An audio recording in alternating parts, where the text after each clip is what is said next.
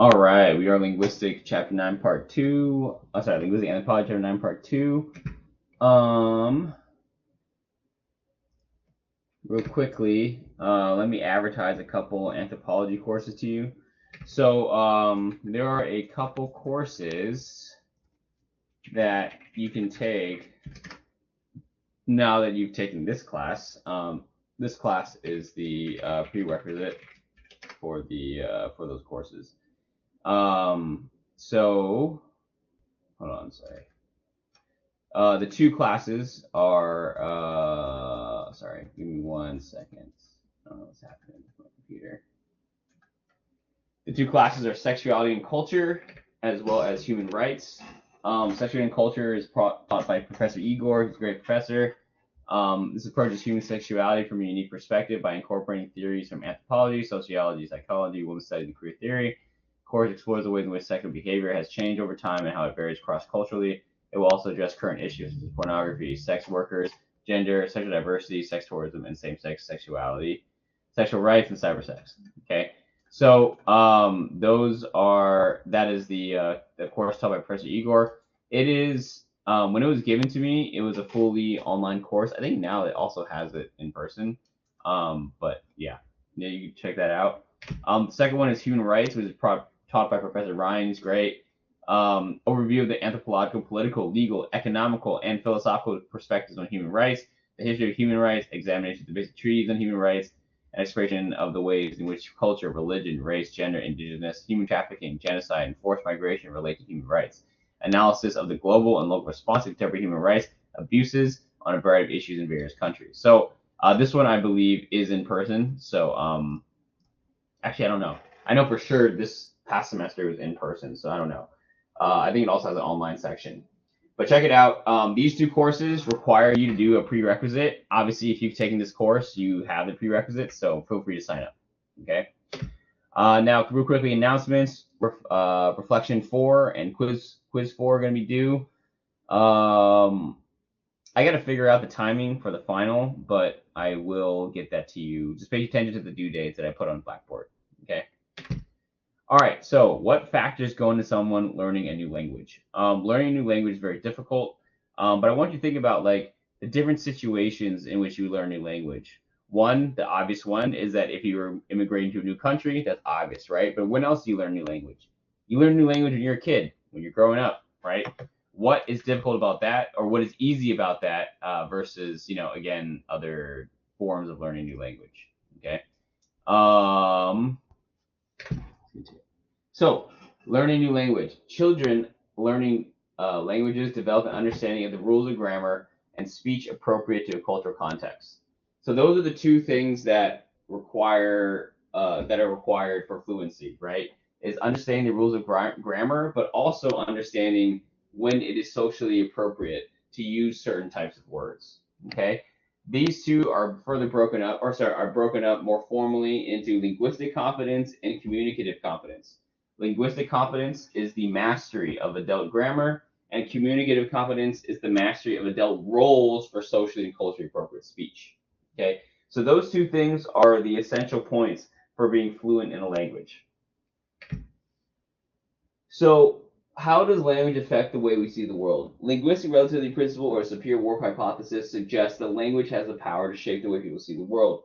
Linguistic determinism reduces patterns of thought and culture into the grammatical patterns of the language spoken.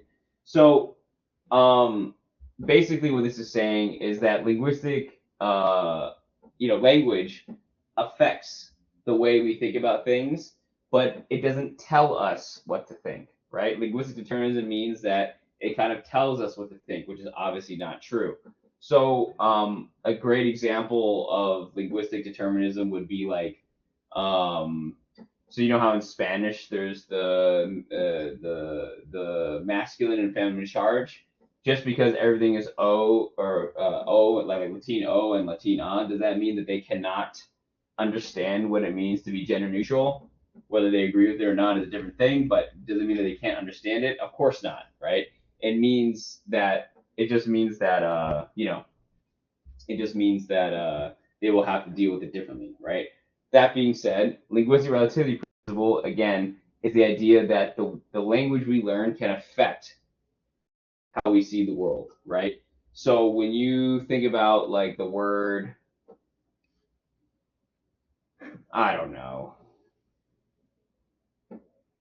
If you think about like the word debt, right? Depending on who you are, you might think about credit card debt. But if you're someone like a lot of my friends, they don't think about credit card debt. They think more about student loan debt, right? And this affects the way the word debt, might mean to you in your mind. Okay. So, study language context of use. Pragmatics is the study of language in the context of the use. It involves linguistic context and non-linguistic contexts. Okay. Linguistic contexts are other words, expressions, and sentences surrounding the expression whose meaning one is trying to determine. Okay. Non-linguistic contexts are objects and activities present when one is speaking. So linguistic context, and this is a very simple example, is if I were to say, I really enjoyed it. How do you know what it means?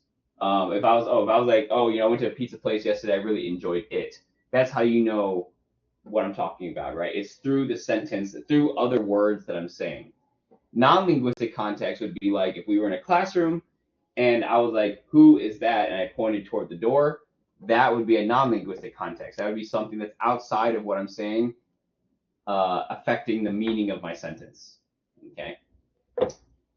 We also look at discourse, and discourse represents any stretch of speech longer than a sentence united by a common theme. This is any kind of back and forth.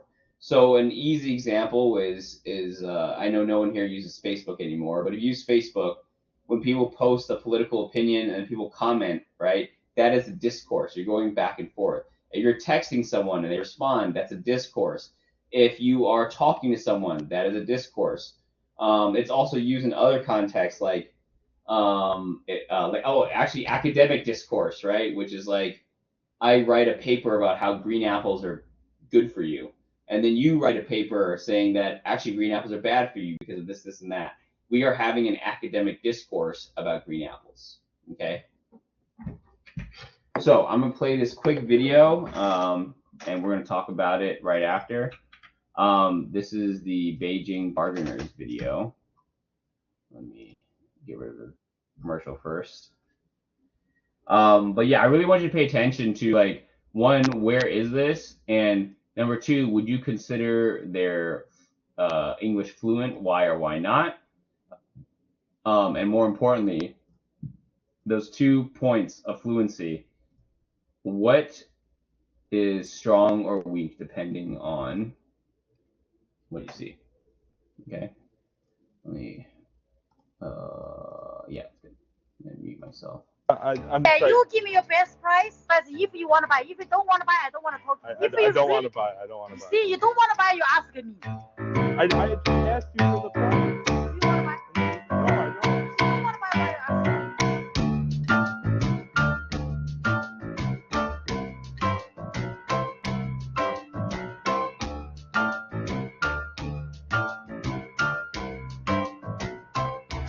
It's too much. Ah, Yeah, how much? like I was thinking like 40. Okay. No. What are you talking about? Come on, it's a winter jacket, okay? What? But what's your best price? We can discuss it. Don't say one price. What's your best price? You want to try? How much for these? Oh wow, no. Maybe you can try. If you like, I give you discount. I do like it. You want to try? I like it. Now, how much you want to buy now? It's too much. It's way too How much. much do you want to buy? I ask you. I'm. This Jordan, You're not gonna like it. First, do you want to try? No, I don't want to try. How much you want? You're not gonna like it. How much for the Jordan? If you want to buy, give me price. I was gonna say 200. US dollar? No. Euro? No. This Jordan, do you know? Yeah, I know. Lady shoes, how much? not- Slipper, how much? You know slipper, how much? How much? Like Slipper, 20? 500. Ooh. Yeah, I don't like Nah. that. How much your best price? Nah, I'm good. I'm How good. much you give me your best price? I'm good. I'm good. Okay, I give you best price you want. What's your best price? Where from? Where do you think I'm from? I'm thinking. You guess. Yeah. You want me guess? Yeah, you guess. No country. No country. I'm an alien. My last price is this. I give you this, okay? No, no, no. How much you give me your You best just price? went down. I'm Can like you give me your best price? Yes, 200. I give you. 200. I see best price. If you keep That- one that- price, nobody sell for you for Jordan. That Not is- the lady shoes, not the baby shoes, not the socks. You understand? That is my This best. is Jordan. It's the high tops, not the slipper. Okay, I'm just Can saying you that's give my me your best. best price if you want to buy? If you don't want to buy, I don't want to talk to you. If I you don't want really- to buy. I don't want to buy. See, you don't want to buy, you ask me. I just asked you for the price, Do you want to buy? and then you. No, I don't. You don't want to buy, why you asking? Well, I do. I did want to buy, but now I don't. How much you give me your best price? I'm good. I'm good. I'm good. How much your best No, price? I'm good. I'm good. I'm good. No, no, no. No, no, no. 200. My last price is this. I no give you this price, no see this. This is my cost price give you. You know why? You are very handsome. Do you have a okay. girlfriend? Yeah. How much is the purse? Oh, too much. No, I'm good. It's way too much.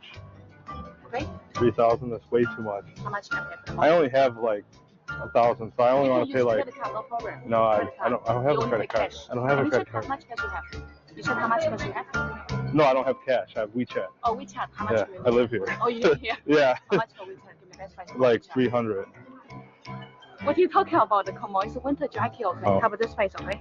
That's too Now, much. what's your best price? Seriously. Like serious 300. No, that's really impossible. Really impossible. Okay, What's your max that's price? all I wanted to pay Give me a though. little bit more. No, nobody gives me. That's all I wanted to pay. But what's your final price? A little bit more. No, You remember this kind of why you give me 300, guy? I don't know. I was seeing what your price was. But what's your best price? We can discount it. Don't say one price. I give you What's your discount. best price? Okay. 2,000. I Yeah. could do like 350. Guy, don't say three. I Three numbers came here- little. Yeah. So what's your absolute much for me? Find over. Maximum. 350. More I'm than 350. telling you. 350, I'm lost money. A little bit more. I can do tops 400. 800 only thing. No, sorry. 600, okay? 400. I can only do 400. Give me money. We chat? Yeah. Yeah, so tough guy.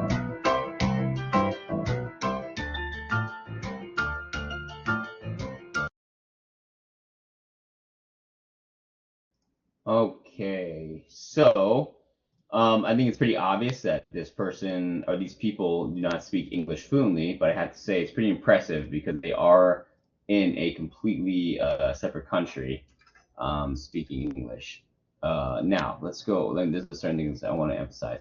You know, it's so funny because I used this video so long ago that her face isn't even blanked out yet. But right here, okay? So linguistic competence, right? It's easy to tell that they are not fluent in this language because of the first one, right? Linguistic competence. There are some sentences that don't necessarily make that much sense. You can tell that they have limited vocabulary, and so on, right? But let me answer the second part, communicative competence, okay? The Dell rules for socially and culturally appropriate speech. I would say that they are quite communicatively competent. Like they are pretty, high level in terms of communicative competence, right? And there's a few things, right? So this is not necessarily a test to see whether you know what is fluent, what's not fluent. It's more about breaking down how you can tell, right? So again, the first part, linguistic competence, you can tell they're a little weaker in because of the words they use, the lack of whatever, right? However, you could also know, I would also say though that their communicative competence is quite high, okay? Now, there's a few reasons for this. What are some of the indications that they are communicatively competent? Well, for one, I guarantee you that if you have a conversation with them about, I don't know, the weather, they wouldn't be able to talk to you. But if you had a conversation, especially with the lady in the front, the first lady that sold him the shoes, I guarantee you, if you had a conversation with her about Yeezys or something, she'd be able to engage you a little bit, right? But more importantly, now, how can you tell how do you know that these two women are community competent? So let's talk about the context first, right? Remember, they're in a different country. Now, let me ask you a crazy question. This market, right, is known for good bargains, so on and so forth. Do you think that locals go to this market, or do you think that foreigners go to this market? I would probably say foreigners, right? More importantly, do you think that they think the foreigner thinks their stuff is real? Probably not, right? They probably know that they're selling fake stuff. They go into the situation knowing that this is a famous place to go bargaining, and so they bargain, right? No one's like, oh, this is like an $800 jacket. Let's, let me just pay this 800. No, you're going there for an experience, which is the bargaining. Okay. Now, there's two things I want you to note, right? One thing is the response they say they have when he gets the deal, right? He got that shoe for like a really cheap price. He got that jacket for a really cheap price. The thing I want you to pay attention to is the things they said after, right? The jacket lady was like, "Oh, you're so tough guy," right? And the other lady said that, "Oh, like, I give you this price because you're handsome. Do you have a girlfriend?" Do you think they're actually serious? Probably not. But the reason why they do this is because they are very well aware that foreigners are going to this particular market to bargain, right? That's their main goal, is to bargain and get certain types of fake goods, right? Now, that is a clear indication that they are very familiar with this experience. Even the language they use, right? Again, their English isn't fluent, but they know quite a few complicated words when it comes to bargaining. Okay, that's the first more obvious indication. But the second one, which I think is a little more telling, is their ability to tell jokes in another language, right? Especially the one that was selling him the shoes.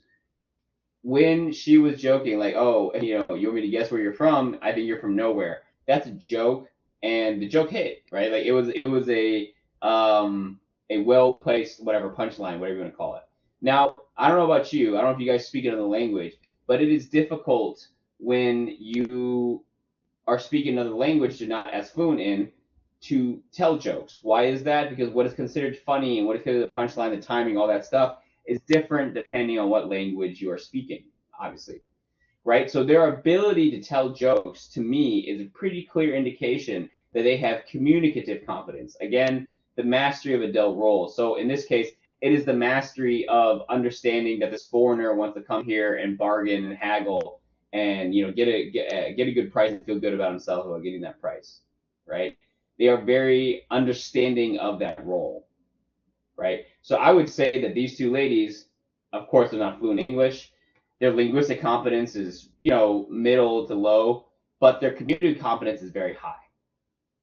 Okay. Now I just wanted to give you an example of people that basically have one side that's better than the other. Okay. Very good.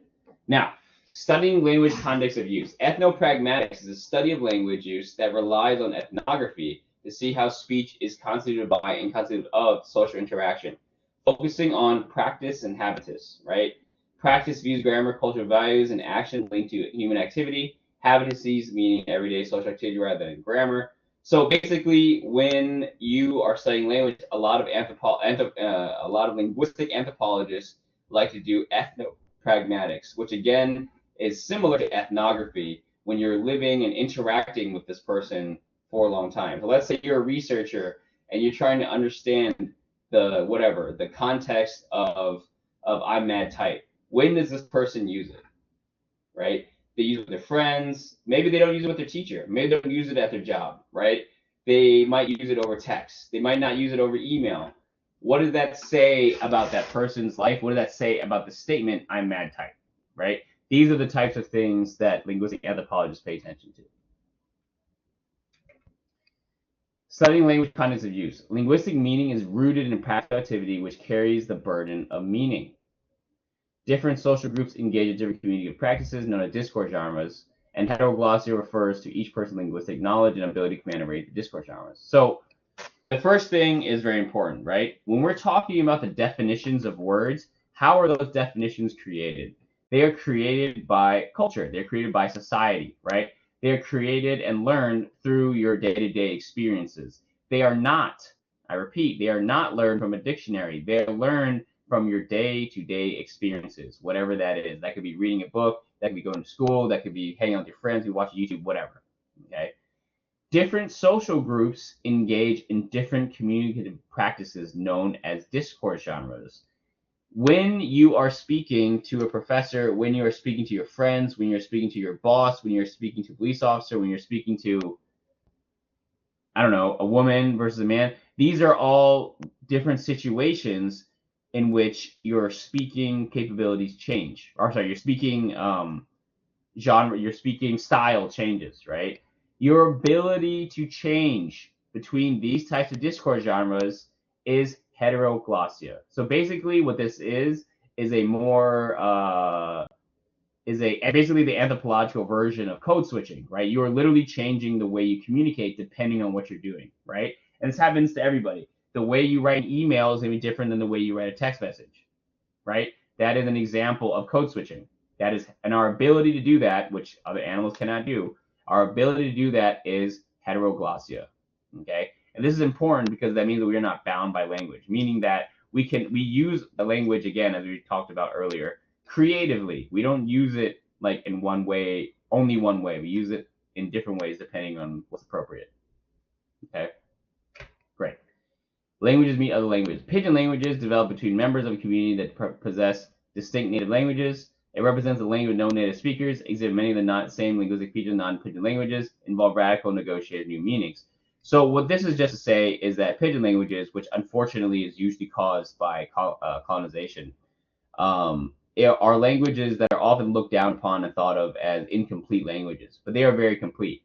It requires a high level of complexity for them to create a Pidgin language, period, right? It's looked down upon because it's not one of the more traditionally used languages, but in reality it's just as complex and whatever as every other modern language. Okay. Now, linguistic inequality. Linguistic inequality refers to the view that certain ways of speaking are standard, others are defective and inferior. Language habits of African Americans have been challenged from this perspective. So the thing here, right, is the same thing with being culturally relativistic and being ethnocentric, right? It's like there are certain ways of speaking, and if people do not speak that way, they are judged for speaking differently, right? When in reality, it has no reflection of their intelligence. It might not be what you need or what you want, but it's still, it doesn't mean that they are anything more or less just because of the way they speak, right? So, well, actually, let me go to this next slide, and then we'll talk about it. Language ideologies are unwritten rules shared by members of the speech community concerning what kinds of language are valued. Language ideologies develop out of the cultural, social, and political histories of groups which they belong. So I'm giving an easy example. So let's say you're going into a job interview and you curse, right? There is nothing that says, there's no written rule that says, hey, you cannot curse in this interview. But we all know that that is inappropriate. Okay? So that's a language standard, right? Oh, sorry, a language ideology, which is basically a language standard, right? The standard is not to curse. Okay? Now, if we go back here, what the problem with this though is there are certain, let's say there's a group of people, group A, that curses all the time and it's part of their language. The problem is when they go into the interview, they are looked at as, oh, they're uneducated, oh, they're stupid, oh, they lack this and that. But in reality, it is just a different way of speaking. Okay, so again, this is a standard, right? The standard is to not curse, and they do not meet that standard, and thus they are stupid, they're uneducated, whatever, right? So what is the solution, or the thing I want to emphasize about this though is that it is okay and it is normal for you to have language ideologies, right? For people not to curse during a job interview, for people to write a certain way for certain jobs, that is absolutely normal. However, the judgment that comes after that is what you want to avoid, right? So instead of being like, hey, this person is uneducated, hey, this person is stupid, just be like, hey, this person learned how to communicate differently. It doesn't work for this job, but whatever, right? It is the judgment aspect that makes it linguistic inequality, right? So this is similar to ethnocentrism, right? It is not to say that you have to hire them if they're cursing in the interview. Just understand that it is a language standard. There's no such thing as it being stupid or not stupid. It's just another standard for them not to curse. It doesn't make them any stupider or more educated or less educated depending on how they talk. Okay. So This is just a language ideology example. It's actually a pretty powerful thing. We don't have a lot of time to go over it, but it does have a lot of influence. So, in the 1960s, missionaries arrived in Papua New Guinea and exposed the Kaluli to Christianity modernization, part of which was accomplished through the introduction of literacy. The Kaluli primers that were introduced by the missionaries promoted westernization, which effectively served to strip the vernacular language of the cultural practices and from discourse in church and school. Readers written in the 1970s used derogatory terms to refer to the Kaluli and depicted their practices as inferior, motivating the Kaluli to change their self-perceptions and orient themselves towards Western values. The missionaries' control the mission control of these authoritative books and of this new technology of language literacy gave them power to affect culture and change and morph the ideology Kaluli into that of modern Christianity. Language ideologies are not confined merely to ideas or beliefs, but rather they extend to include the very language practices through which our ideas or notions are enacted. Teachers display their language ideologies in the classroom instruction through various practices such as correction or repair, effective alignment, meta-discourse, and narrative.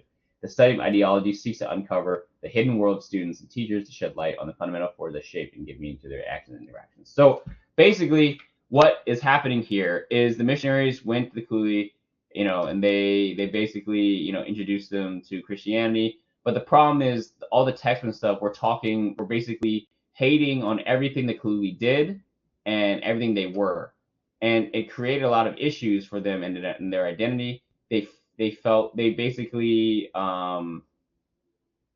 hated themselves because of the way they were taught language, right? And it's important to understand this because the way we learn language really affects the way that we develop and learn. And so in this way, it was almost used as a weapon for them to kind of take over their area. Okay.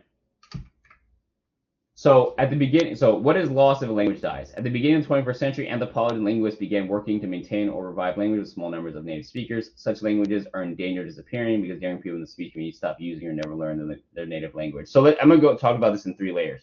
So the first one is, this is a great example of the importance of linguistic anthropology versus linguistics. Linguistics is very focused on the language itself. What is a correct sentence? What is the paragraph format? What is the sentence with addiction? What do these words mean? So on and so forth. It's great. Linguistic anthropology is much more focused on how the language and the lifestyle go together, right? So for example, which is why it's important, if you have traditionally 30 words to hunt whales, because that's what your people did, if you are living in today's society in New York, do you think you're going to use those words very often? Of course not, right? And that is why linguistic anthropology is important, is because you need that aspect, that life aspect of the language in order to really understand how to use that language, right? So that's the first part, right? The difference between linguistics and linguistic anthropology. And this is a good example. Number 2, what is lost when a language dies? It is very simple. They are the things that that language is used for. Now let me give you an example. Let's not even talk about language dying. Let's just talk about New York, right? New York City, for some reason, goes underwater or whatever. We all move out. There are a lot of things, a lot of language that will be lost because New York City is no more, right? So for example, maybe certain terms you use to talk about the MTA, right? That's going to be gone because there's going to be no more MTA. Maybe certain words you use to describe bodegas, or maybe certain types of service words that you would use in a pizza shop, whatever. These are all things going to be lost because there's no one going through the New York City experience anymore, right? Now, it's the same thing, but way worse when a actual language dies, okay? Because you're losing not just the words themselves. We could all make different sounds with our mouths. It's not about the sounds. It's about what they mean, and for anthropology, what were they used for, right? And this last part I want to talk about is, how does a language die? It's very simple, actually, because let's say there's like 50 words, or let's say you speak language A, but language B has more job opportunities and whatever, right?